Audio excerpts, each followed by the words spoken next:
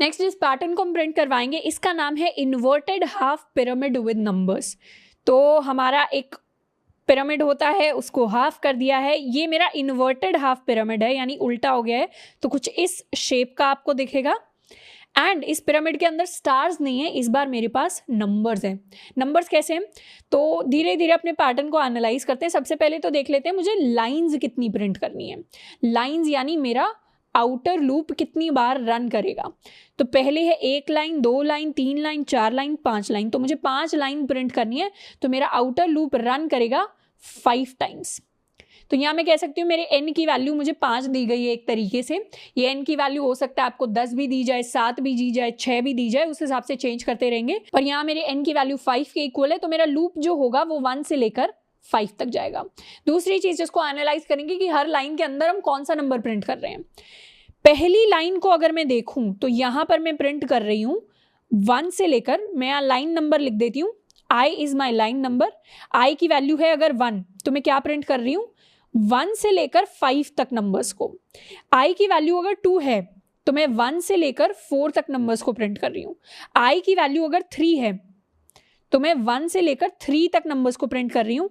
i की value अगर 2 है तो मैं 1 से लेकर 2 तक नंबर्स को प्रिंट कर रही हूँ। कैसे, i की वैल्यू 1 है तो 1 2 3 4 5, तो 1 से लेकर 5। i की वैल्यू 2 है तो 1 2 3 4, 1 2 4। i की वैल्यू 3 है तो 1 2 3 1 2 3। i की वैल्यू 2 है तो 1 2 1 2 2। और यहाँ पर i की वैल्यू 3 नहीं, यहाँ पर i की वैल्यू 4 है, तो मैं प्रिंट कर रही हूँ 1 से 2 तक। एंड i की वैल्यू अगर मेरे पास 5 आ जाती है तो मैं प्रिंट करूँगी सिर्फ 1, तो इसको मैं 1 to 1 भी कह सकती हूँ। 1 से लेकर 1 तक ही जाना है मुझे, लूप मेरा इतना ही चलेगा। यहाँ पर मुझे एक पैटर्न सोचना है। पैटर्न क्या सोचना है कि मेरा जो रो नंबर है या मेरा जो लाइन नंबर है वो किस तरीके से मेरे नंबर से कनेक्ट करता है।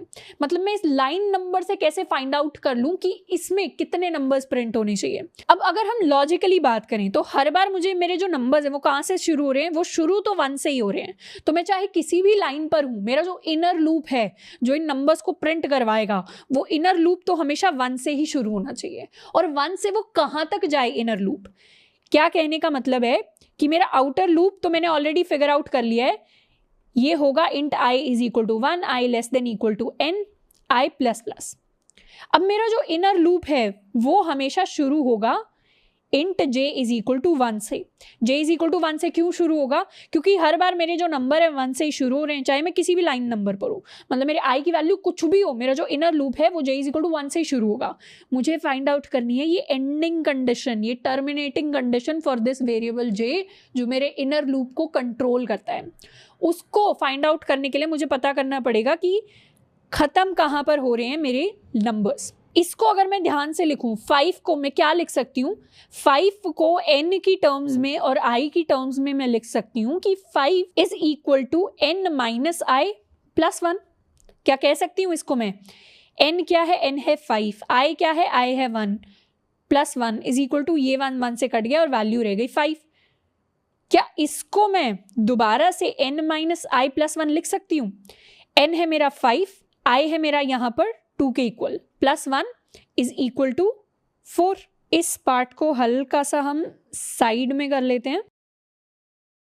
क्या इस 3 को दोबारा से मैं n माइनस आई प्लस 1 लिख सकती हूँ।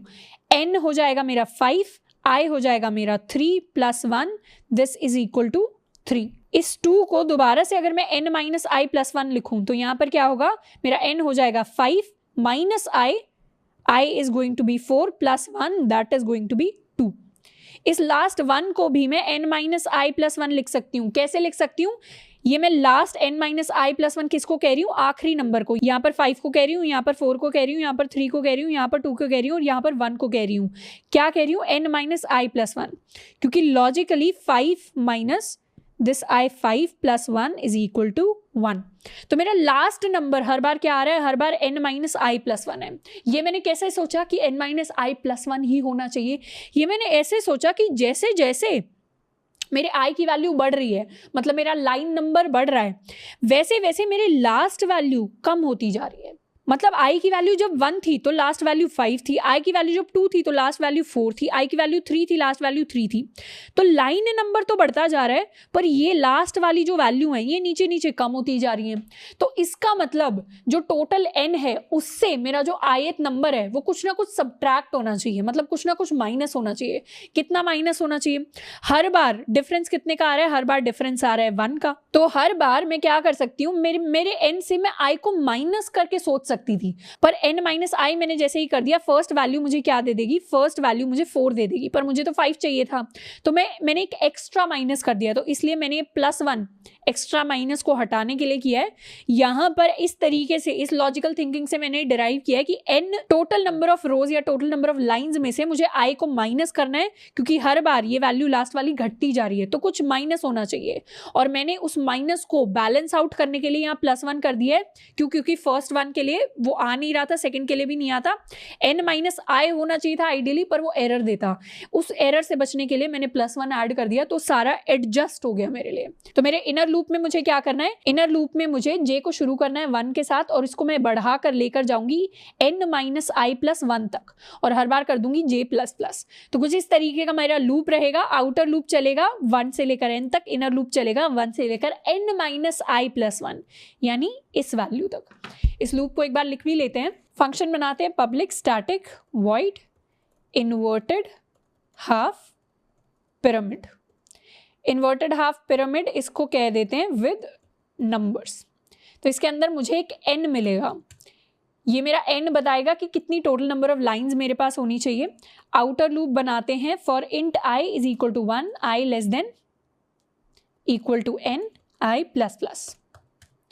उसके बाद बनाएंगे अपना inner loop for the numbers.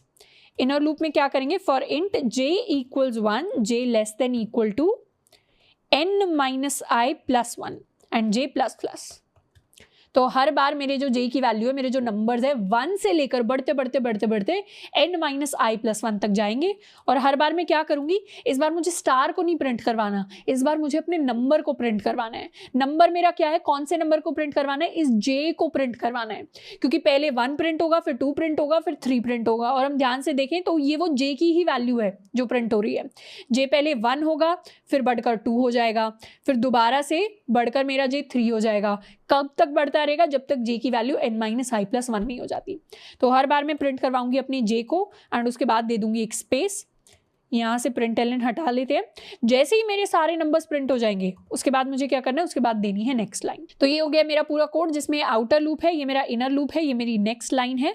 और अब मैं लगाने वाली हूँ कॉल मेन फंक्शन से अपने inverted half pyramid with numbers को यहाँ पे पास करूंगी n को एज 5। इसको करते हैं सेव एंड रन। तो ये मेरा पैटर्न पूरा प्रिंट हो गया है। 1 से लेकर 5 तक आए हैं पहले नंबर्स, फिर 1 से लेकर 4 तक, फिर 1 से लेकर 3 तक, 1 से लेकर 2 तक, 1 तक। ये स्पेस इनफैक्ट मैं हटा भी दूं तो भी मेरे नंबर्स थोड़ा सा पास पास आ जाएंगे। तो इस तरीके का पूरा पिरामिड स्ट्रक्चर मुझे दिख जाएगा, और इस n को मैं बढ़ा भी सकती हूँ, कम भी कर सकती हूँ। अब क्या करना है? अब मुझे ड्राई रन करना है। तो ड्राई रन करने के लिए आपको खुद से कॉपी पेन लेकर बैठना है और ट्रैक करना है इस i को एंड इस j को। n की वैल्यू मुझे पता ही है क्या होने वाली है, जो भी n वैल्यू हम 5 को लेकर ड्राई रन कर सकते हैं। एक एक करके आउटपुट विंडो को एनालाइज करना है कि किस तरीके से मेरा ये वाला जो कोड है जिसको मैंने लिखा है ये काम करता है।